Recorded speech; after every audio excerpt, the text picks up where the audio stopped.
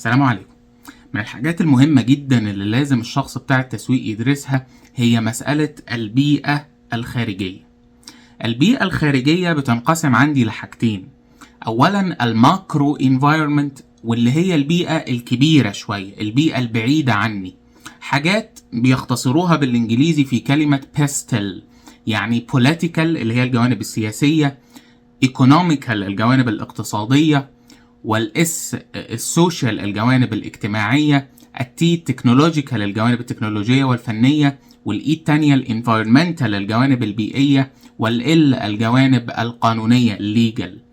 الجوانب دي كلها لازم الشخص بتاع التسويق يدرسها كويس، لانه مثلا ممكن يفكر في منتج جديد ويكتشف بعد كده ان قوانين الدولة ما تسمحلوش بان هو يعمله، او مثلا يفكر في نشاط معين يكتشف ان الظروف الاقتصادية لا تسمح بيه، او فكرة مشروع تكون ثقافة الناس وعاداتها الجوانب الاجتماعية مش متناسبة معاه. فدي كلها حاجات لازم شخص المسؤول عن التسويق يدرسها كويس.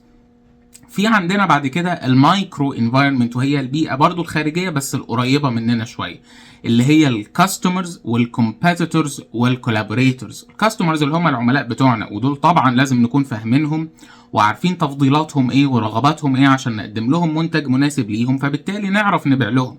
تاني حاجة الكومبيتيتورز اللي هم المنافسين بتوعنا، واللي لازم برضو نبقى عارفين هم بيعملوا ايه في السوق، يا ترى اسعارهم كام، يا ترى ايه الاختراعات الجديدة اللي بيقدموها، يا ترى ايه الخدمات اللي هم مميزين فيها، عشان نعرف ننافسهم ونكون موجودين معاهم في نفس السوق.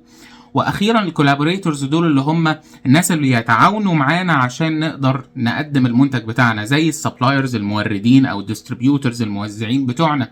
ودول لازم ندرسهم كويس عشان نعرف احنا بنتعامل مثلا مع انهي مورد، بنشتري منه بانهي سعر، طب مين افضل حد نقدر نتعامل معاه في توزيع منتجاتنا يقدم لنا خدمة كويسة، وهكذا. فدي هي عوامل البيئة اللي ما ينفعش اي شخص متخصص في التسويق يشتغل من غير ما يكون دارسها وفهمها كويس. شكرا لكم.